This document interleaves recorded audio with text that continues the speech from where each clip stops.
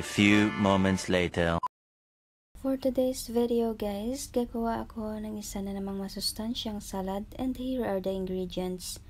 Some Jerjer leaves or aragula, white halloum goat cheese, some white button mushrooms,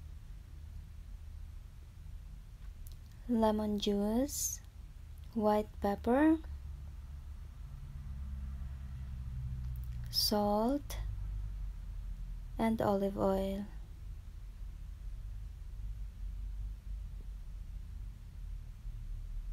This is good for one person only. Ito yung dinner ko guys. Now naman, gagawa tayo ng sauce.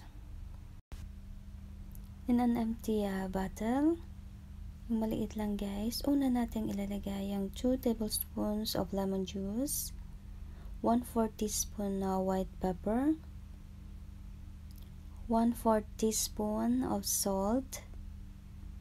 Shake muna natin para maluso yung salt, and then mag-a-add tayo ng olive oil, and then let's shake it once again. Our sauce is done. Now naman, ilalagay na natin yung mga ingredients natin for salad sa isang bowl.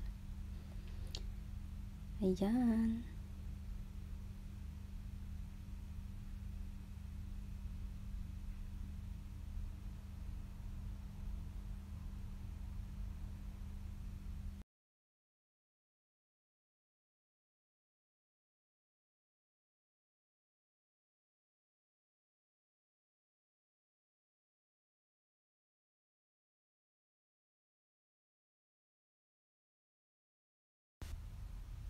And now, ilalagay na natin yung sauce sa ating mga salad ingredients.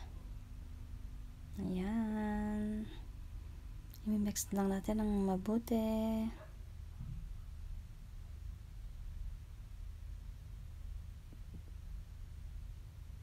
Ayan. Ano pang hinihintay nyo? Tara, lantakan na natin to. Thank you so much guys for watching. Tara, kain na tayo. Ito lang yung dinner ko guys.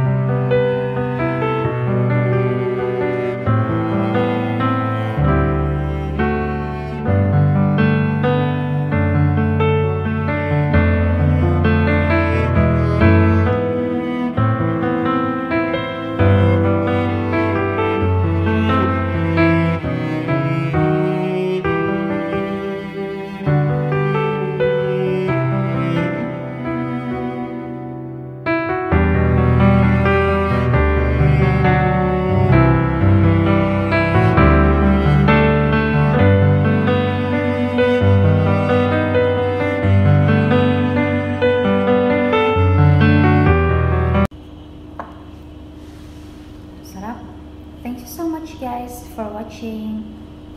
Sana I hope na nag-enjoy kayo at may natutunan kayo sa aking video.